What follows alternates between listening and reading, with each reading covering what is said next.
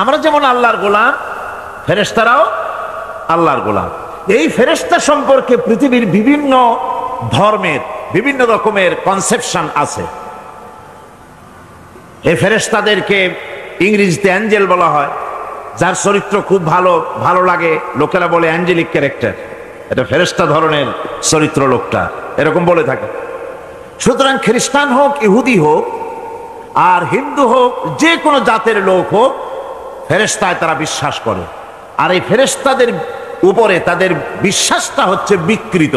কি ধরনের?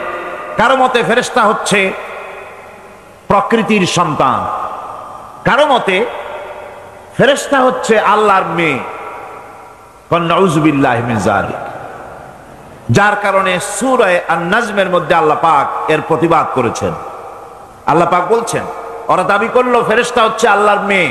আল্লাহ পাক বলছেন, আলাকুমুদ যাকারু ওয়া লাহুল উনসা তিলকা ইযান কিসমাতুন দিজা।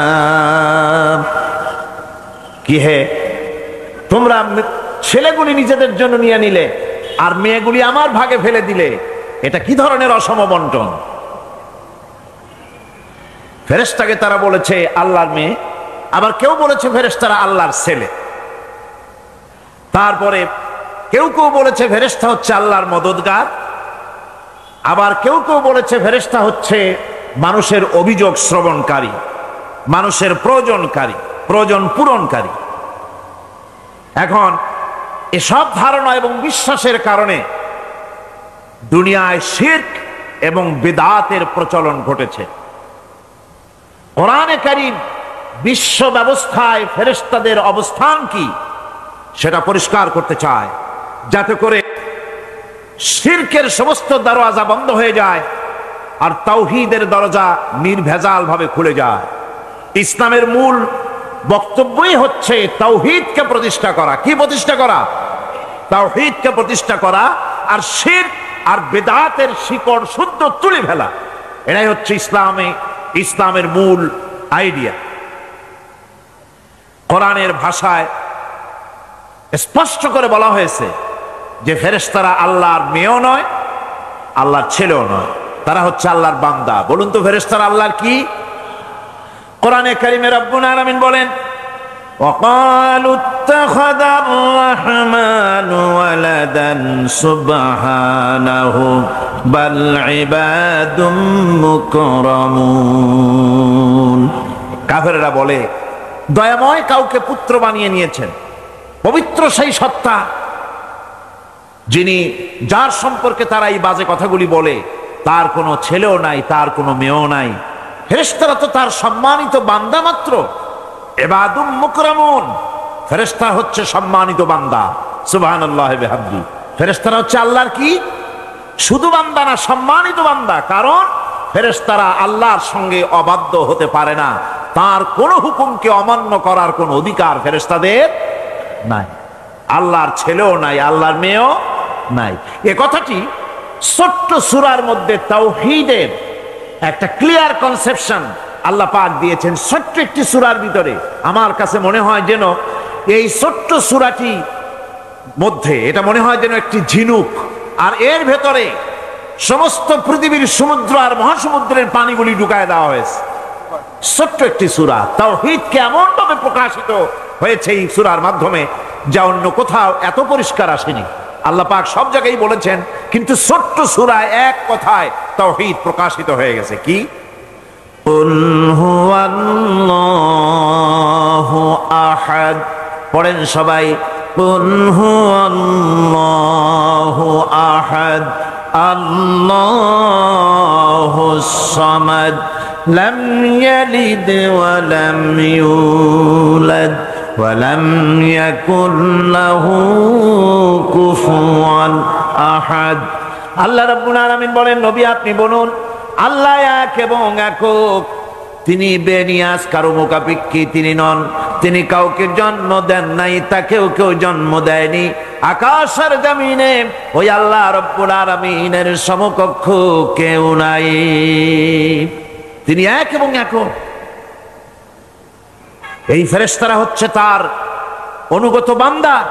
ফেরেশতারা আল্লাহ পাকের ছেলেও নয়, মেয়েও নয়। এক মুহূর্তের জন্য ফেরেশতারা চুপ করে বসে থাকে না। যার যে কাজ আছে সেই কাজ নিয়ে তারা ব্যস্ত আছে। তারা অজিফা পাঠ, তাসবিহ পাঠের মধ্যে ব্যস্ত থাকে।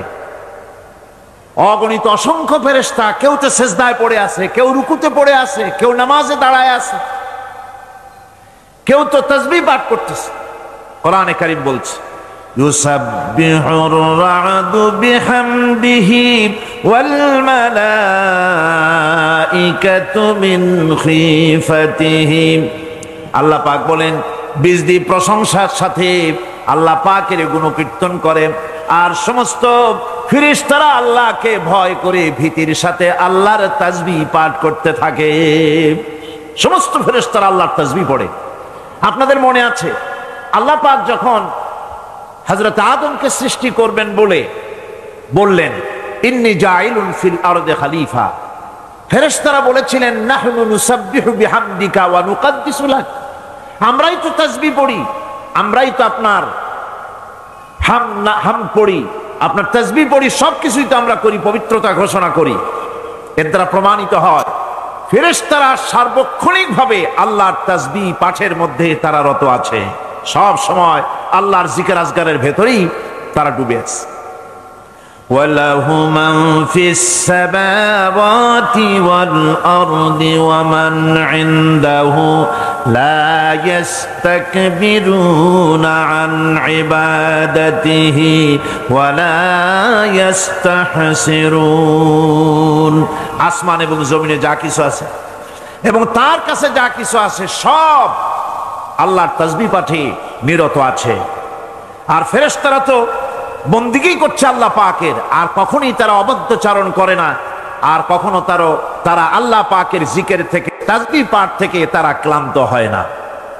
আল্লাহ পাক তাদের সম্পর্কে আবার বলেন, ইউসাব্বিহুনাল লাইলা ওয়ান নাহারা লা ইয়াফতুরুন।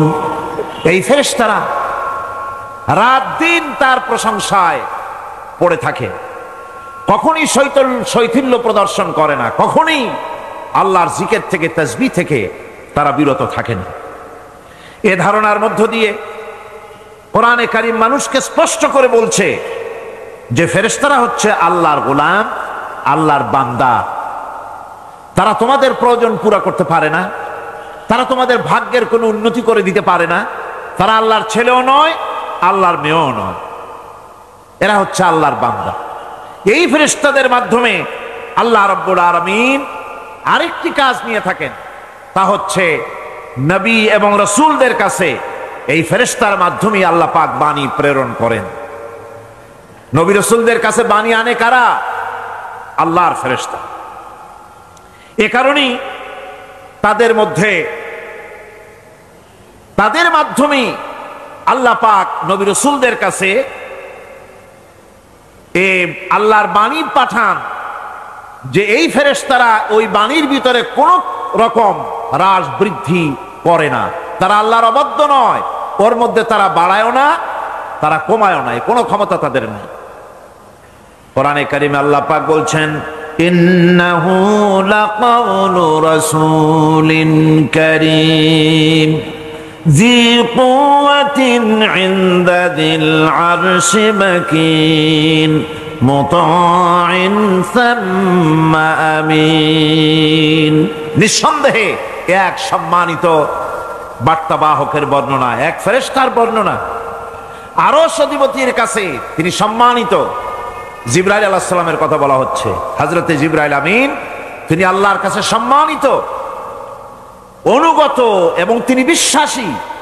আল্লাহ পাকের পক্ষ থেকে তিনি বাণী বহন করে নিয়ে আসেন, আর এর ভিতরে কোন রকম হ্রাস বৃদ্ধি করার কোনো ক্ষমতা ফেরেশতার নাই। আল্লাহ পাক বলছেন, ওয়া ইন্নাহু লাতানজিলু রাব্বিল আলামিন নাযালা বিহির রূহুল আমিন। নিঃসন্দেহে এটা হচ্ছে রব্বুল আলামিনের পক্ষ থেকে অবতীর্ণ করা কিতাব, যা নিয়ে বিশ্বস্ত আত্মা অবতরণ করেছেন, অর্থাৎ হযরতে জিবরাইল আমিন, আল্লাহ পাক তাকে বিশ্বস্ত বলেছেন, শাদীদুল কুওয়া বলেছেন, প্রচন্ড ক্ষমতা তার, আল্লাহ পাক বলেছেন। এর থেকে জানা গেল যে ফেরেশতাদের প্রতি ঈমান শুধু আল্লাহর প্রতি ঈমানের জন্যই নয়, বরং কিতাবের প্রতি, নবীদের প্রতি ঈমান আনার জন্য ফেরেশতাদের প্রতি ঈমান আনা জরুরি। ফেরেশতাদের উপর ঈমান আনা কি জরুরি, অত্যন্ত জরুরি।